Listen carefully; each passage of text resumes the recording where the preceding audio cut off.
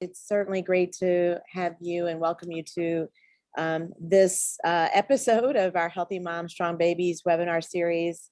My name is Stacy Stewart. I am President and CEO of March of Dimes, and this is really an exciting conversation that we're going to be having today, because today we're going to be talking about this very important topic of fertility. And I think a lot of people don't really realize how many individuals, how many women in particular, experience infertility. What we know today is that 1 in 8 women do experience infertility. And beyond that, we're also going to be talking about some of the inequities around fertility that often don't get talked about enough, and the issues contributing to it, and what can be done about it, and how we can help support the many women who are experiencing fertility issues.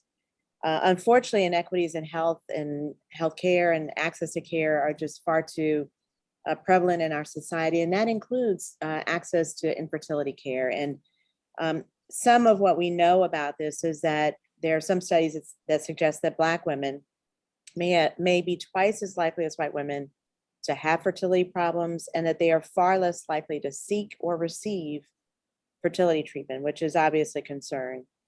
The actual numbers of infertile Black women remain unclear because so many women of color are not included in research studies. And so often there's not enough evidence to really know how extensive the issue is. We know it exists, and we know that there are a lot of challenges, but we simply recognize the fact that this is an area that deserves more attention and study and focus for sure. According to an article out of the University of Texas Health Science Center, I'm quoting here, African-American women have been grossly underrepresented. So it's really hard to quantify the rates of infertility. It could be twice as high for African-American women or even higher. And for those with access to care, data from the Society for Assisted Reproductive Technology shows that Black, Asian, and Hispanic women all have lower success rates than white women when using assisted reproductive technology. And for those who are able to get pregnant, maternal and infant health outcomes for women of color, including Black, Indigenous women, and others, may not be as good as they are for white women. So we have a lot of issues to talk about today. We're going to focus largely on these issues of infertility and the inequities around them. I'm really excited before we get into this conversation, though, and you're going to hear from some of the folks behind the scenes on this, but we are going to shine a little spotlight on these inequities by sharing with you a clip of a documentary that has been released that really tries to talk more about these issues. We do have the filmmaker Shaquita Lockley here with us today to talk about her documentary, Eggs Over Easy, which is a film that she produced with the Oprah Winfrey Network, the OWN network. And the documentary explores infertility in the Black community through firsthand experiences and stories. So we'll get to hear from Shaquita and others involved with the documentary and others that are involved in these issues in just a minute. But first, we want to start with just a clip from Eggs Over Easy.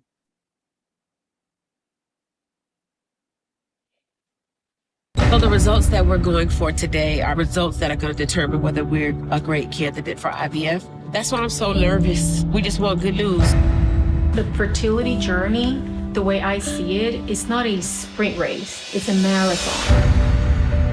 Why aren't women offered the opportunity to have fertility tests as part of our gynecological care? She said, you should probably freeze your eggs, because you're going to put your body through a lot of trauma and you're 34 years old. And so that kind of shocked me. I just came on to narrate. I'd never in a million years thought I would also be an active, in front of the camera part of this.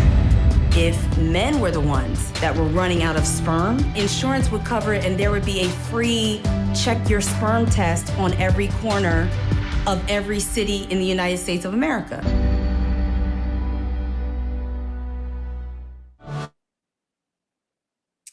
So how wonderful. And hopefully everybody will get a chance to see that documentary. At March Dimes, we recognize all the disparities that exist in maternal and infant health, including infertility, treatment and care, and all the issues that affect women of color, low-income people, people with disabilities, people in the LGBTQ community in the United States. We really celebrate this film. And we will be exploring infertility in the Black community. We'll also be providing resources and advice to improve experiences. So I'm really excited to kick off this conversation on addressing inequity in fertility treatment and care. And also, for those of you on Facebook watching, please also always remember that we have the chat open at any moment, at any point in time. You have a question or something comes up, please put it in the chat. I get to see those questions, and we'll make sure that the panelists have an opportunity to answer them in real time. So feel free to make this as interactive and leave comments and questions, and we'll share information in the chat as well.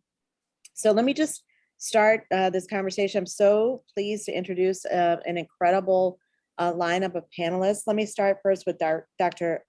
Plowden, who is a board certified OBGYN. She's also dual certified in reproductive endocrinology and infertility, REI. You'll probably hear REI throughout this time together. Dr. Plowden is a decorated officer in the United States Army. She is currently the REI Division Director and the Deputy Department Chief at Walter Reed National Medical Center, Military Medical Center, and an associate professor in OBGYN at the Uniformed Services University of Health Sciences. She's also my Link sister, and the Links has been paying an awful lot of attention to these issues recently, so I'm really glad to have her joining. We're also joined by filmmaker Shaquita Lockley, as you heard me mention before. Shaquita's in Atlanta, Georgia. She's the executive producer and director of Eggs Over Easy, the clip you just saw, Black Women in Fertility. The film has been incredibly successful. She is an award-winning producer and documentarian. She holds a BA in English from Spelman College, so there ought to be a lot of Spelman women on this today, I would suspect. And we're pleased that the March of Dimes be in partnership with the Spelman College Alumni Association. A little plug on that. Shaquita also has an MA in Film Studies from Emory University. So Shaquita, glad to have you. Next is Dr. Camille Hammond, who is featured in Eggs Over Easy. She also co-founded the Cade Foundation in 2005, alongside her husband, Dr. Jason Hammond, to provide support to families with infertility. She is the current CEO of the Cade Foundation, and the foundation was named after her mother, Dr. Tanina Cade. Listen to this, her mother, who carried and delivered Camille and Jason's triplets following their 5-year struggle with infertility. So we're going to hear a lot about that. That is a pretty incredible story. Next, Dr. Maria Rivas is currently the Chief Medical Officer at EMD Serrano, one of our fantastic partners at the March of Dimes, where she and her team are responsible for translating innovation into treatments to positively impact the lives of patients. Dr. Rivas, we're glad to have you. And then our last, but certainly not least, panelist to introduce is Nichelle Polson. Nichelle is a board member with Resolve, the National Infertility Association. Nichelle's a founding member of Resolve's Diversity, Equity, and Inclusion Council. She's also a journalist and a creator of Her Normal, which is a website designed to uplift women in the race against their biological clocks and to connect people who have been traditionally divided by race, wealth, and education. So, wow, what an incredible panel. So great to have you all. Again, just another reminder, please add comments and any questions you have as we go along the conversation. Again, thanks all of you all for joining today. I'm going to start with Dr. Plowden, and if I sort of switch between formalities of doctors and titles and first names, just chalk it up to we're just all friends here today. Yep. So Tori, why don't I turn it to you as a practicing OBGYN, and obviously you spend your career working on these issues from a medical perspective around fertility. Just give us a frame and some context for why it is that so many women have issues with fertility today, all women in general, and then Black and other women of color in particular. Yeah, so infertility is actually a lot more common than people think. You mentioned in your introduction that about 1 in 8 couples are impacted by infertility. And so what I like to tell people, all comers, I talk about my job a lot. I talk about what I do a lot because it brings me great joy. And what I tell people is that if you think you don't know someone who's had infertility, I think that you would be surprised. Given that it's 1 in 8 couples, it is most likely that someone in your immediate circle, whether that be a relative, whether that be a friend, a coworker, even if they haven't shared with you that they've been suffering from infertility, they are experiencing it. So you know someone who has infertility. The causes for infertility are very varied. So in general, we need to have, a woman needs to ovulate. The tube needs to be, her fallopian tube needs to be open so that the sperm can meet with the egg, and the sperm have to be able to swim to where they've got to get in order to fertilize the egg. And then that embryo then needs to kind of travel through the fallopian tube into the uterus and implant successfully in order to become pregnant. And although it often seems so easy to get pregnant, if all of those things aren't happening, if all of those things aren't in appropriate sync, then pregnancy won't happen. And there can be an issue anywhere along that continuum. So it can be a problem with the sperm, it can be the tubes can be blocked, it can be that the person's not ovulating, and etc. And so that's one of the reasons why it's important to do a thorough workup whenever a couple is experiencing infertility. Now, to the question of why Black women are more likely to have infertility, we don't have a full understanding of that. Part of it, though, we also know that even though they may be more likely to experience infertility, they're also less likely to receive care. And they tend to wait twice as long before being impacted by infertility than seeking care, compare it to their white counterparts. And there are many, many reasons for that. Part of that is cultural. And what I mean by that is that fertility in most of our communities is a little bit of a taboo subject. There are lots of people who are experiencing infertility who don't say that they're experiencing infertility. And of course, it's a very personal thing, but because Black women have been portrayed historically as hyper fertile, many of us, even Black women, are surprised that we could possibly be impacted by infertility because, of course, we're hyper fertile. These false and negative stereotypes that have been portrayed in the media, even in slave times, when our whole worth was very much tied up in reproduction and our ability to reproduce. This narrative of Black women being the quote welfare queen, and they have all these children so easily, all of it is false, but it's also something that people still believe, even though it is definitely not accurate. And then there's also some evidence that there is racism and bias, and that physicians or other practitioners may not refer Black women for care in a timely fashion, right? And so one of the biggest predictors of success for infertility treatment has to do with the age of the woman when we're being seen.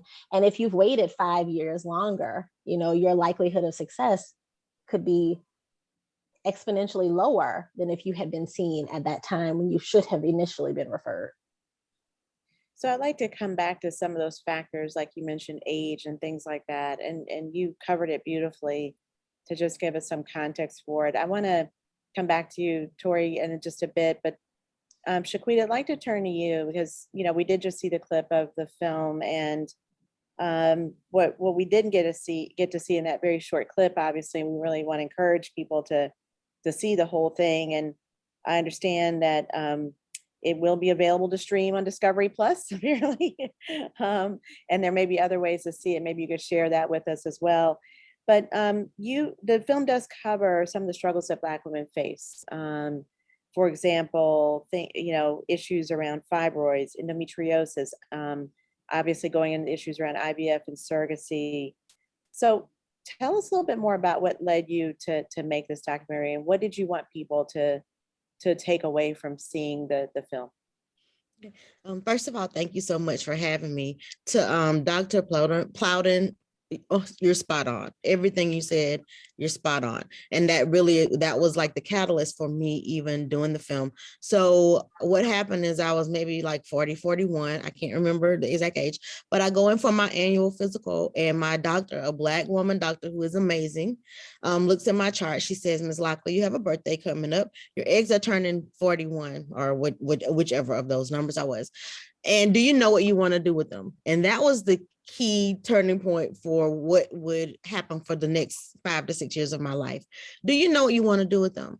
As a Black woman who graduated from the #1 HBCU in the country, Spelman College, in the sorority, hello to the sorors of Delta Sigma Theta Sorority Incorporated. I am in a space of women. My life is filled with women, and we weren't having this conversation. And so as the months went on from my doctor's appointment to real life at brunch, I looked around the table and every last one of us had an issue, but we would say things like a feminine procedure if it was an open myomectomy, which is not a feminine procedure, it's a whole surgery. So as I started having these conversations, one of my friends, a profile, she had just had a miscarriage with international donor eggs. What is that? So I am around all these women, but we aren't having this conversation. So my thought was, I'll do a short film. It'll be 10 to 15 minutes. It'll help my friends know, like, ask these questions of your doctors, and it'll help the girls I mentor know to ask these questions of your doctors. And once I told one person, that person said, oh, you remember this person. You remember our friend Nick Clark. You remember this AKA in our class. And so the conversation kept growing until I had a feature film. And then, of course, the Oprah Winfrey Network picked it up. So that was the genesis of the film and the reason why it was so important to just have the conversation that nobody is having with us. In 2022, nobody's having it with us. So I started it in 2016. We're now in 2022, where a few more people are having the conversation. So to your question of what is the takeaway is just that we ask early. We give these girls, these young women, language to know what to ask their physicians. If you're laying in bed all day with cramps on the first day of your period, you think it's normal, it's not normal. We shouldn't be having debilitating cramps, but we don't know. We're asking our doctors for medicine instead of asking them to find, like, why am I having cramps that I can't even get out of bed?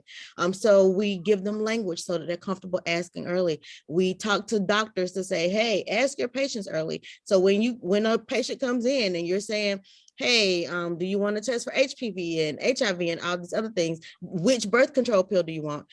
Can we add a question that says, do you want to have children within the next 15 years? If so, you should think about these things like your AMH, which I had never heard of until I was early 40s to even try to figure out now what to do with them. That shouldn't happen. And then on an institutional level, we want the schools, we want these organizations who like put protocols in place and decide what the curriculum is. Like, what are we teaching doctors? And I go back to my doctor being awesome because she is. And at the same time, I've been there for 10 years and this question was not asked of me at 31 because nobody is teaching doctors to ask these questions to women who are younger than 42. So that is the kind of takeaway, just to ask early and be proactive. Yeah. And I mean, I think what we find is that there's so many things around pregnancy and motherhood that often don't get openly discussed. There are things around miscarriage and stillborn that absolutely don't get talked about. And I think what we are just really recognizing is that the issues around fertility are taboo, Tori, as you mentioned, and in a lot of communities, a lot of societies, especially in some communities of color, where if there are challenges, we're just really taught not to even raise it. And then a lot of women live in pain because they have to keep those stories to themselves and those experiences, and that's not always healthy. Dr. Hammond, I'd like to turn it to you because you had such an inspiring story in Eggs Over Easy, and I just gave a little bit of preview to your story, and you know, all of the things that led to you founding the Cade Foundation. But give us a little bit more detail on the story that you experienced in your own life with your husband, and then what led to the Cade Foundation founding and all the work that you're doing now. Well, thank you, and happy to share. So my husband and I met the first week of medical school. He was at Hopkins, I was at Maryland. Love at first sight, fairy tale, romance, all that good stuff. And I knew I had endometriosis because I had been diagnosed as a freshman in college. So our plan was really to start trying to build our family immediately as soon as we got married. And that first year of marriage, we tried for 12 months on our own, didn't work out. And so then we started seeing the fertility specialist. And for the next 4 years, we had fertility treatment. We had 6 cycles of IVF, and those of you who are watching probably can know how much that would have cost. We live in a state where there's a mandate, thankfully, and so there was some support, but it was still costly, emotionally, financially, spiritually, from a relationship standpoint. And at the end of that period, the doctor said, well, you're young and you're healthy, but you don't have any more money. You don't have any more benefits. And there's no reason to believe that if you keep doing this, you're going to have a different result. So he suggested that we look at either adoption or a gestational carrier. I didn't even know anyone who admitted that they struggle with infertility, let alone having someone else carry their baby. And so, I was devastated. And then my mom and dad asked, well, what about your mother? Now, I was a physician and a young physician, but they didn't teach us about a woman who was postmenopausal carrying her grandkids in medical school. That just wasn't covered. And so we politely thanked my parents and said no. But my mom, who is also one of y'all's Link sisters, said, well, let's think about it, And so we talked and we prayed and we decided to move forward.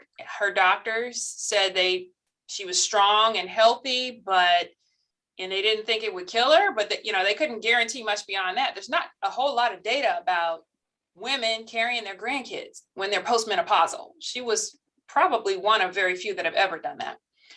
But we moved forward and she delivered my triplets, who are now 17 years old. Wow. Yeah. So our commitment was to give back. And the way that we thought we could give back and have it be meaningful was to start an organization so that we could give one family a grant of $10,000, because fertility treatment is expensive. A $500 award isn't going to go far. And we wanted it to cover either adoption or fertility treatment. And that hope, that dream to support one family has grown to the point where we've supported 151 families with up to $10,000 each. We've given out grants to families throughout the country. And we now have an organization that is in operation full time. And we do education programming, both for patients as well as for healthcare providers, and also the philanthropic, the grants, just to support families with infertility. And we named it after my mom. So it is the Tanina Q. Cade Foundation. My mom is Dr. Tanina Q. Cade, with the hopes of giving other families the same gift that she gave to us, the gift of parenthood. Wow. She did that a couple times, a few times, the gift of parenthood, right? Right. That's 3 cool. minutes in a row, every minute, another gift, right. another gift, another gift. That's right. Multi-generational gifting of parenthood. That's really great. That's right. So I'd love to come back to you as well. Dr. Rivas, I'd like to turn it to you. And again, we're sort of grateful for our partnership with the EMD Serrano. And why don't you give us a perspective as a chief medical officer at EMD Serrano? Give us some idea of how pharmaceutical companies and technology and science is really advancing opportunities for to provide hope for women and couples that may be experiencing challenges with infertility. I'd love to hear more about how you guys are innovating around these issues. Yes, thank you. Thank you, Stacy. It's such a pleasure to be surrounded by such a distinguished group, really advancing this very, very important topic of disparities in medical care, such an unmet need. I'm very privileged to represent EMD Serrano. I mean, we've been part of the IVF story for 40 years. We were, one of our medications was used in the very first IVF patient. And as such, we've been part of this journey for a long time, and we're here as well for the long haul. And for that, we have a rich, first of all, I think we owe this community and these patient groups, essentially the commitment of helping organizations very much like those represented here, the March of Dimes, CADE, American Society of Reproductive Medicine, and so on, to really partner with you to continue your educational mission.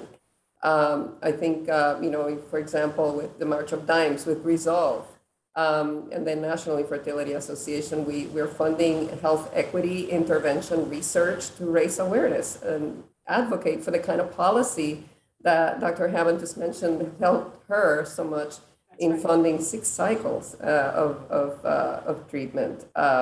As such, we also partner with wonderful organizations like the Fertility for Colored Girls and the Kate Foundation and other groups that help women of color connect with other women going through similar challenges as those that we've been hearing about in the last few minutes, and to find local and even national resources that can help them in their journey.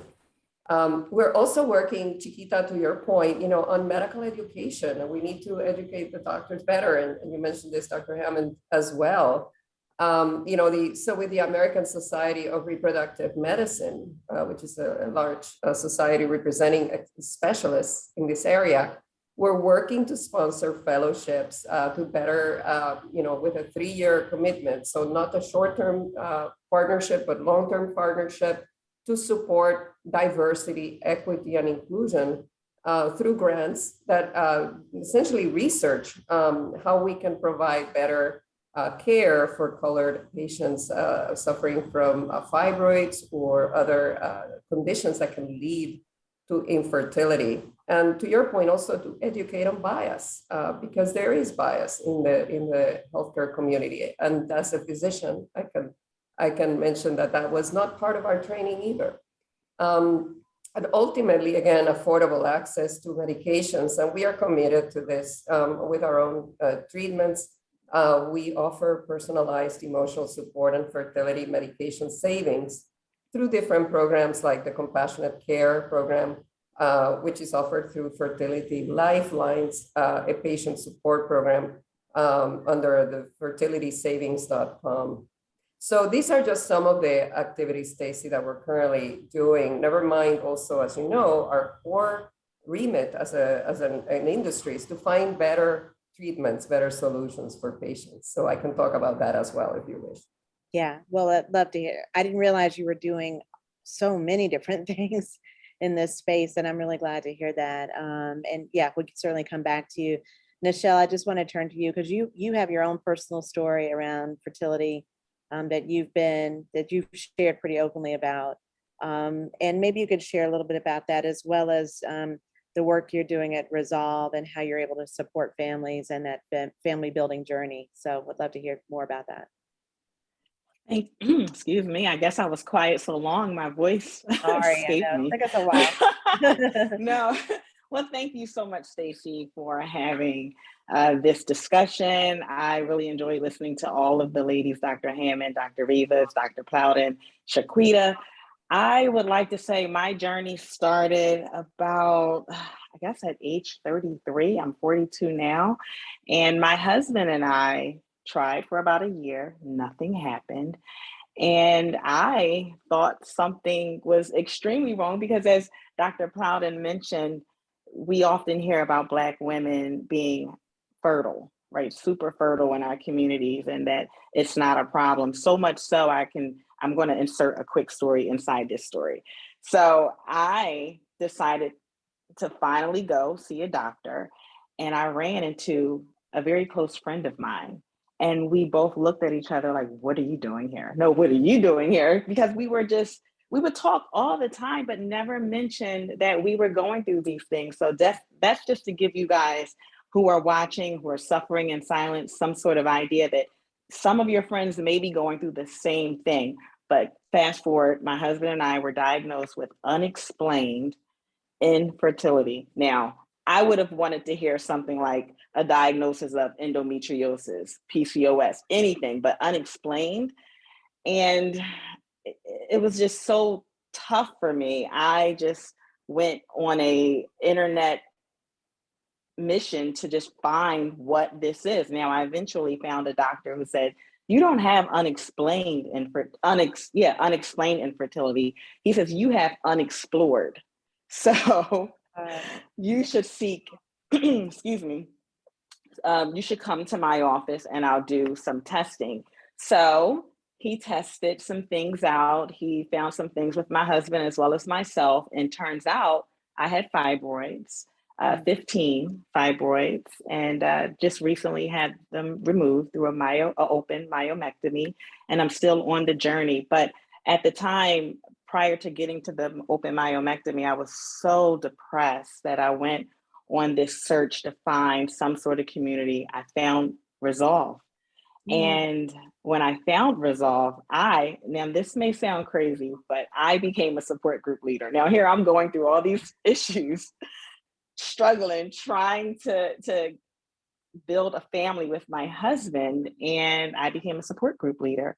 And I was empowered just talking with women, finding out that I wasn't alone. And so then the next step was, how can I advocate? How can I raise awareness? How can I educate more of my friends or people that I come in contact with? And I felt like, it was best for me to start talking about it because my story could be someone else's survival guide. I'm sure some people have heard me say that, but it's very important. And I know it's hard, it's easier said than done, but I decided to join Resolve as a support group leader, eventually a board member, eventually starting with, of course, some members there, the Diversity, Equity, and Inclusion Council, just to get more women aware and active, whether it's through financial donations, whether it's through education, but it's just something that I can't really imagine what my life would be like if this wasn't my journey.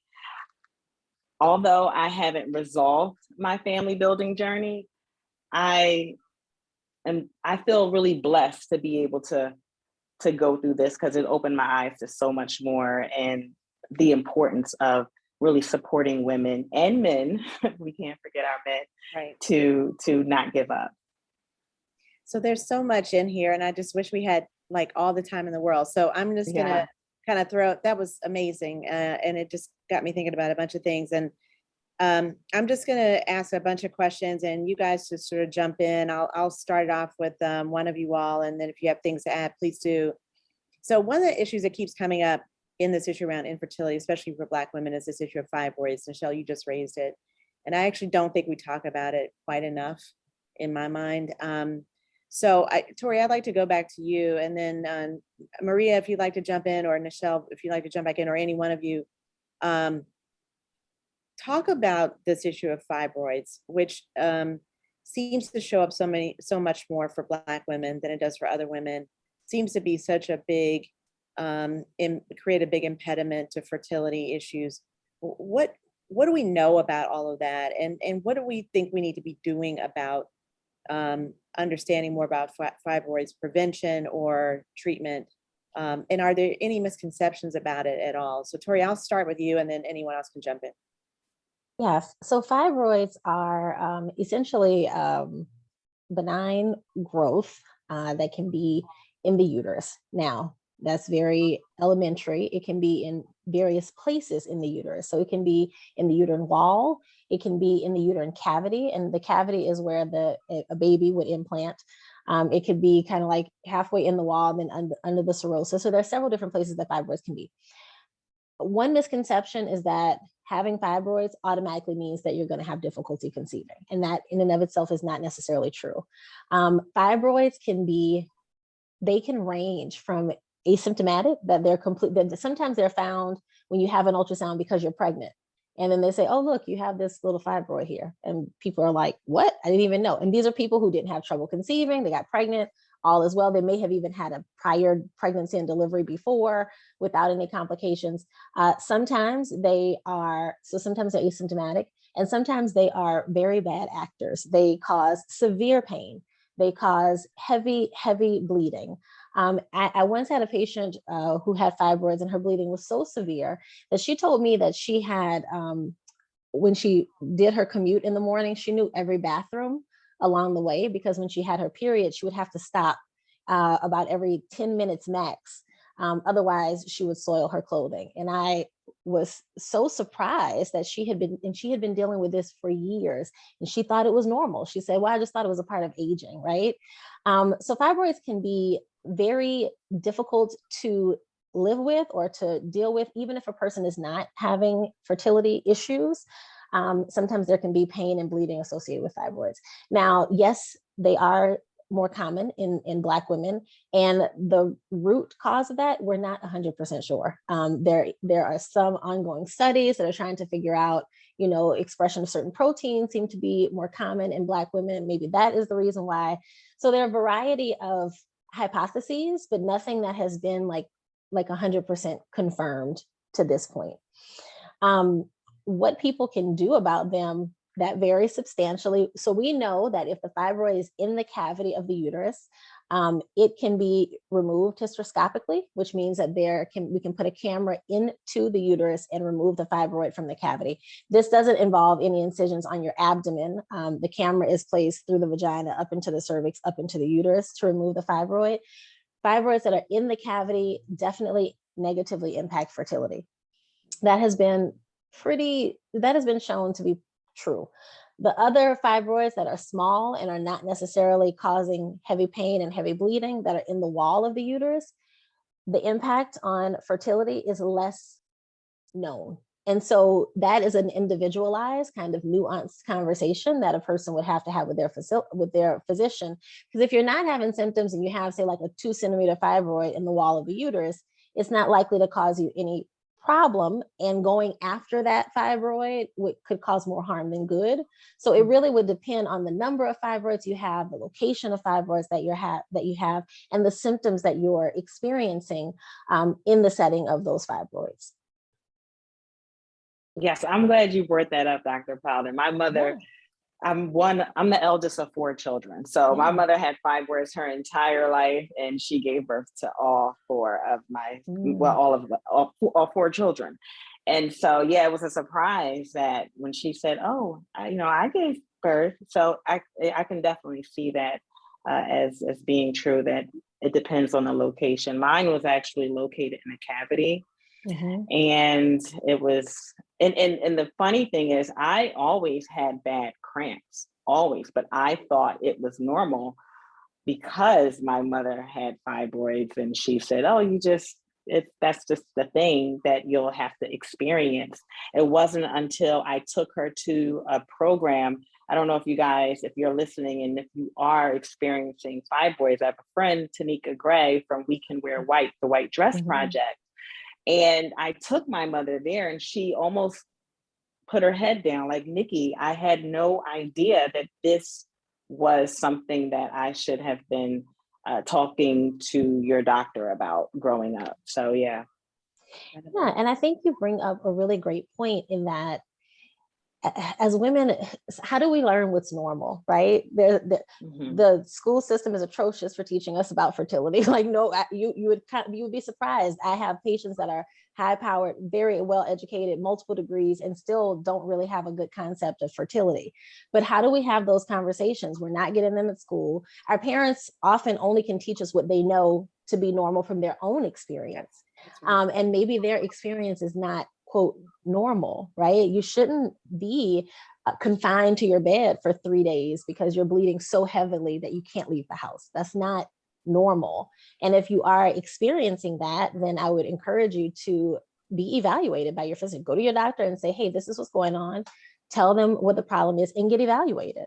There may be something going on. It may be something that is very, very fixable. We don't have to suffer from woman issues or feminine issues, as we euphemistically like to say.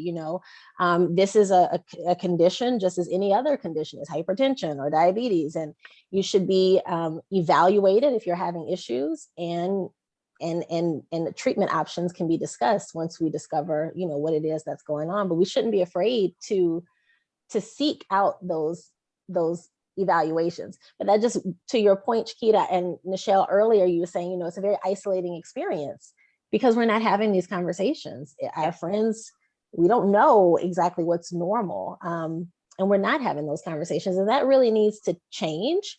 And I think we need to be having these conversations earlier. So people need to have what the CDC calls a reproductive life plan, and that's just basically thinking about if you want to have children, if you don't want to have children, and like what that might look like for you, right?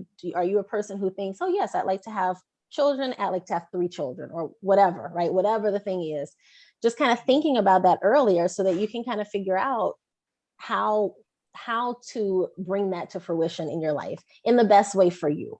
Yeah, I wanted to pick up on that too. And Dr. Rivas or Dr. Hammond even just would love to have you chime in as well. I mean, I think that's the thing that it feels like women need to be thinking about, that I think a lot of women assume, and pregnancy is a very natural human thing that happens and it happens just pretty, pretty much the way you expect for, a large number of women and for couples, but for for others, it doesn't happen the way you expect. It doesn't happen the way you read in the books or the way you thought, or the way you thought your parents, had you or whatever. And so I think this idea of, how do you start, what should we be telling even younger women who may not be ready to have children today? I mean, Shaquita, that kind of came up in your conversation.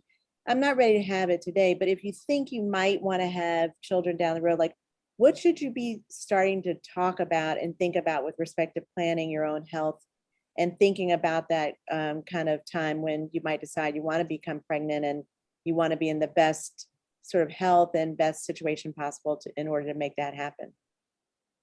Yeah, Stacey, I know you addressed me first, but I would like to give the floor to Dr. Hammond, because she probably is in this position of giving advice very frequently to patients very much with this question about early advice. And then I'd like to come back to it if I have enough time, because that's the importance of research and really documenting what is the range of normal experiences, sort of quote, so we can then really hopefully develop new treatments and interventions. But Dr. Hammond, sorry. Dr. Hammond, I'll turn to you.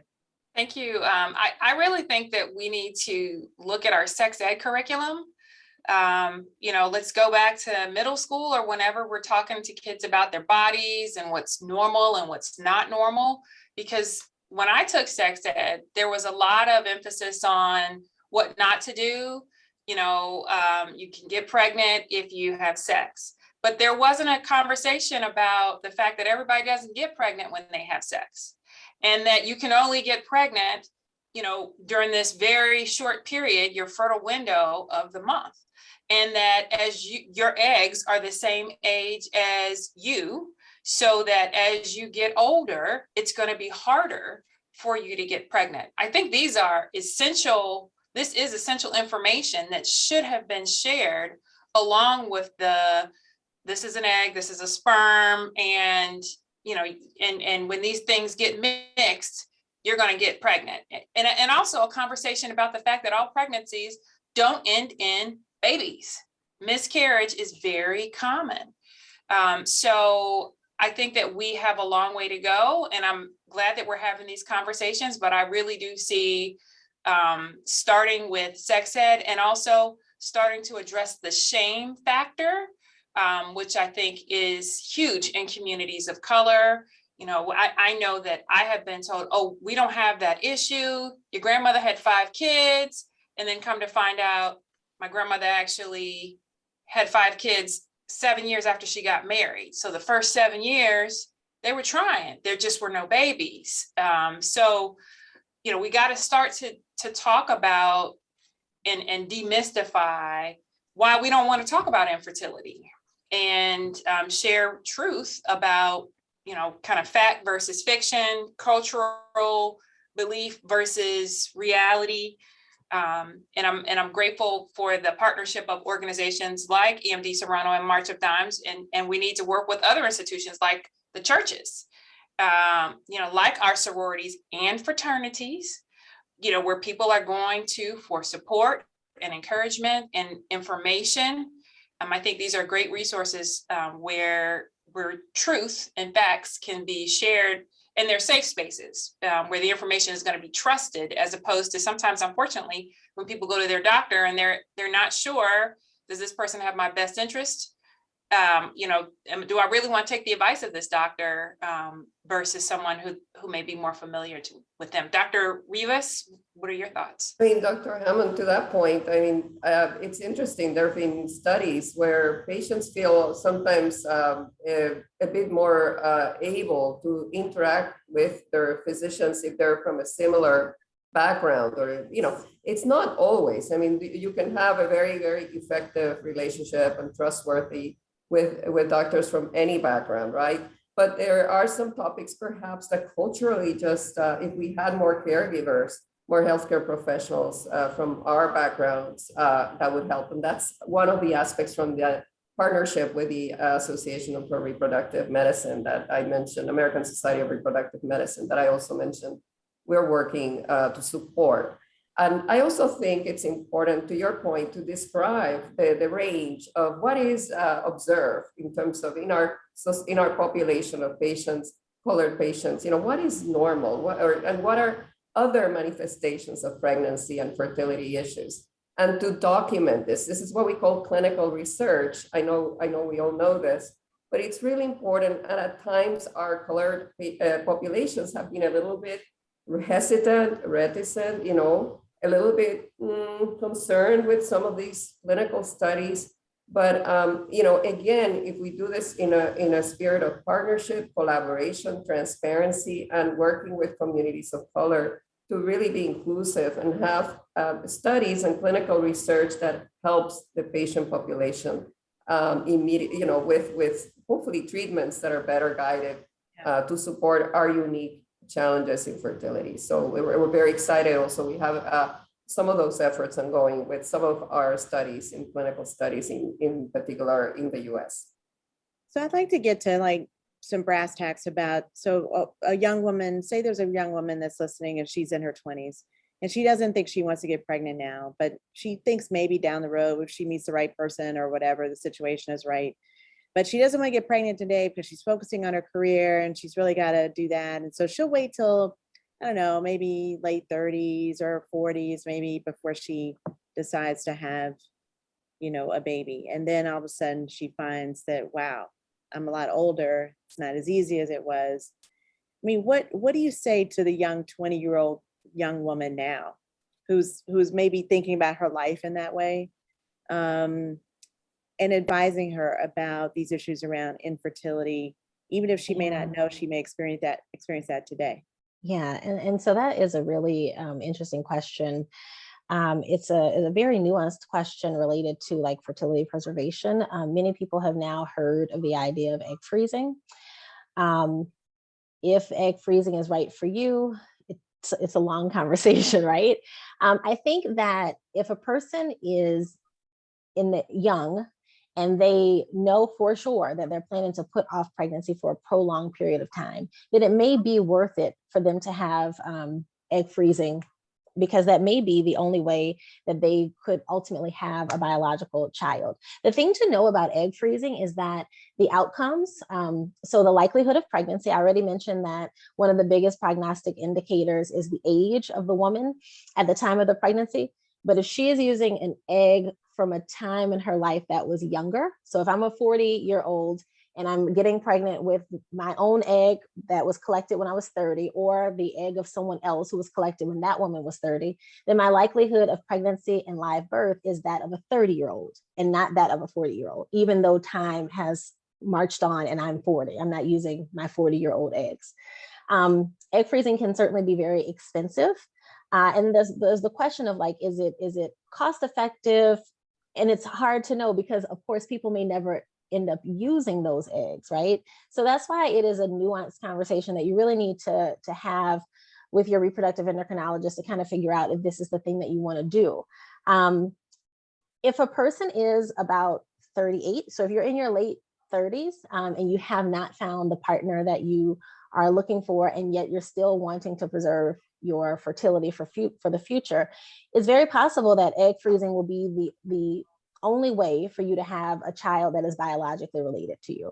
And so in that setting, it may very well be worth it. I'm not sure if I answered your question. No, that was really good. I mean, and I would like to just say, I'm sorry, yeah, go ahead. Yes, please. I tell them to freeze their eggs because the window for egg freezing, the optimal window is 27 to 34. So if you're in that window, even if you aren't sure you want to have a baby when you're 40 or whatever, it's an insurance policy. The second thing that I tell them, because the costs are so high. Go ahead.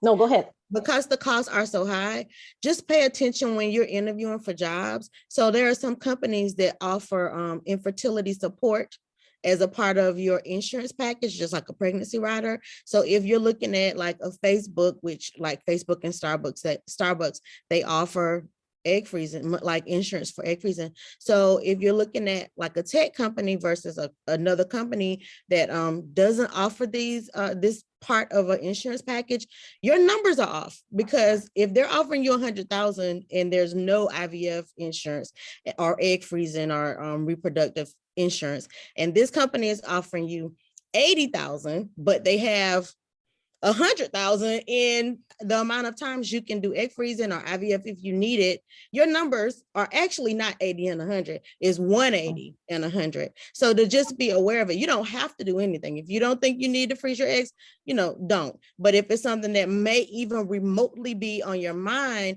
the time to think of it, just because of that window of, yes, you can be over 34 and freeze your eggs.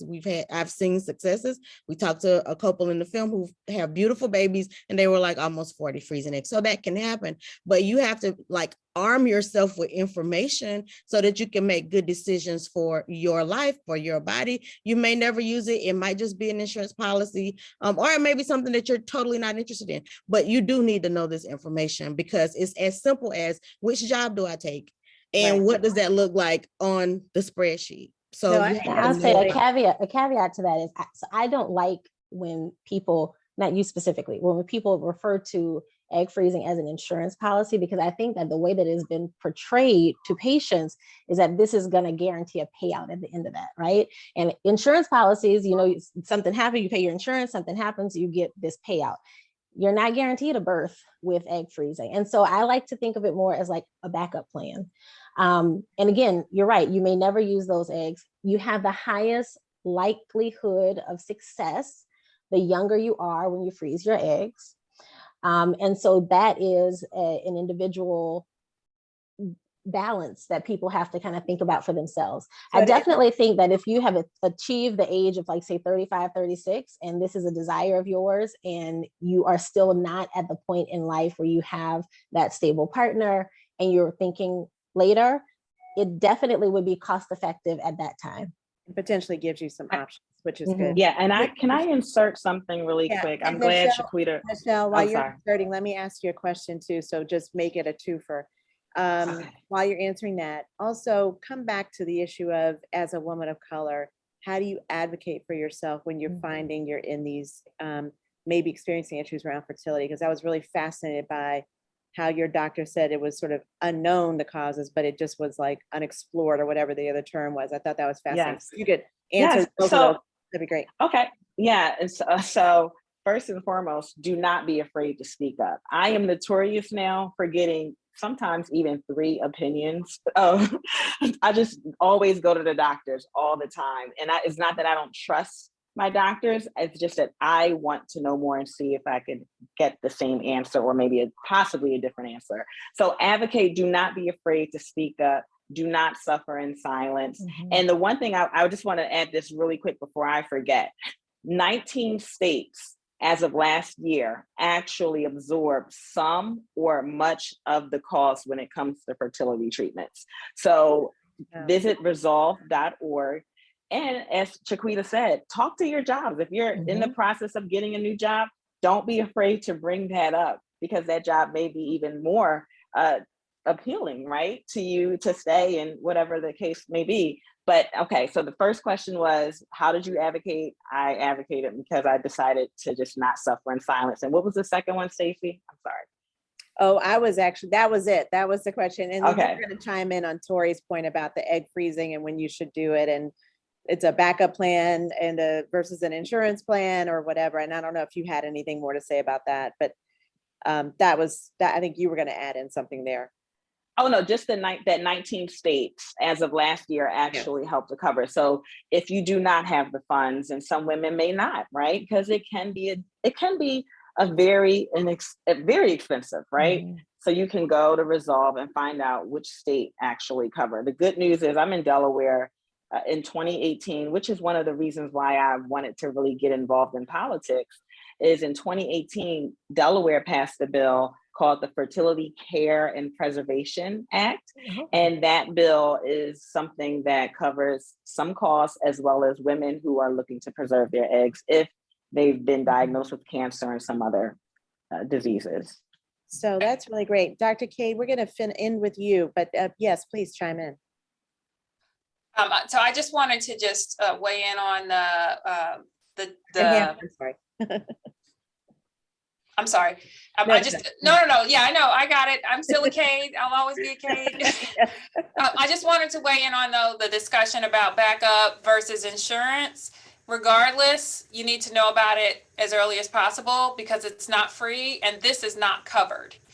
Fertility preservation, unless, you know, outside of some very rare cases if someone has cancer, you're going to have to pay $10, $15, $20,000 to freeze those eggs. And if you can find out that this may be something that you need to think about when you're 20, great. So you're not 35 thinking, how am I going to get this money? You know, you've already kind of started to at least come up with some options.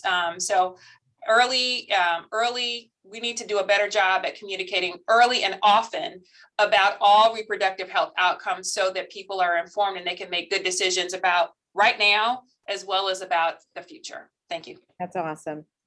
So our time is short and I feel like we just barely scratched the surface of a lot of things that we had to talk about.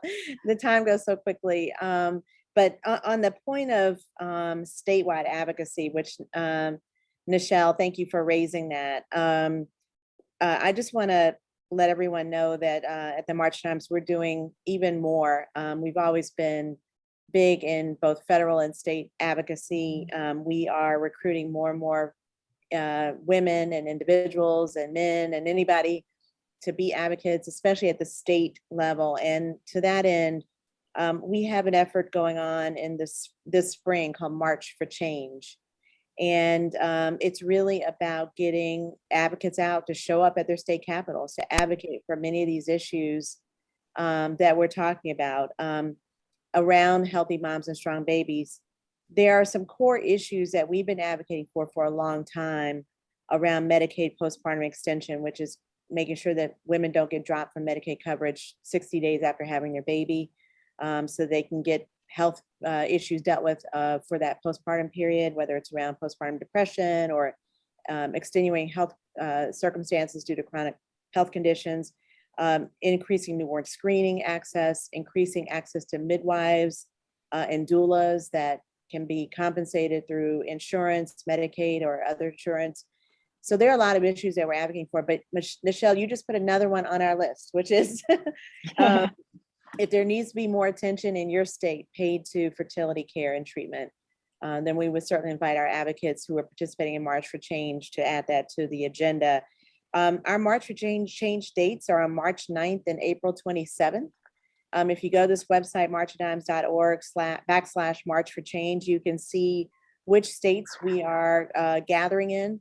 We will have in-person gatherings in some states. We'll have virtual gatherings in other states. It kind of depends on the COVID situation in your state. But in any case, we've got dozens of states where we'll be advocating at a statewide level for what we call blanket change, meaning that we need comprehensive advocacy, comprehensive policy changes as it relates to healthy moms and strong babies. So we want to encourage everybody, if you're listening, to sign up for an in-person or virtual event, depending on where you live. And go to our website, marchadimes.org/March for Change. You can sign up there and get more information. So I wanted to mention that. The other thing I want to mention is March for Babies, which is the other thing that a lot of people know about. This is a great way to get involved with advocating, helping us to have a stronger voice and having the resources and getting involved with a community of people who really care about all of these issues, whether it's around fertility, healthy babies, miscarriage, stillbirth, all of the issues that affect pregnancy and childbirth in this country. March for Babies is the place to find this movement, a mother of a movement. And we would love for everybody to get involved. You can fundraise for it. You can come out and join and meet up with a tribe. You can also be a part of a Step Up Challenge to take walks at home in your neighborhood and have those miles count towards raising money for March of Dimes. So more information there at marchforbabies.org if you want to be involved there. And just to close out today, we're so glad you all joined us. We have a bunch of resources, a lot of things that were mentioned today. We want to make sure you have access to these links. And of course, this whole webinar stays on the March of Dimes Facebook page forever. So if you ever need to come back to these links, you certainly can do that. Last thing I'll just mention is this webinar has been presented by Cigna, who's been an amazing supporter of ours. And Cigna, we want to thank you for your support. I also want to thank our panelists for being on today, for joining us. You guys were amazing. I guess we may have to have part 2 on this at some point down the road, but thank you all for joining today. Hope this was helpful to you all and then gave you some really useful information. And make sure you see Eggs Over Easy too, whenever you get a chance. So thank you all for joining. Good to see you all. And thanks to all the panelists. My pleasure. Thank you. Thank you for having us. Thank you. Take care. Bye.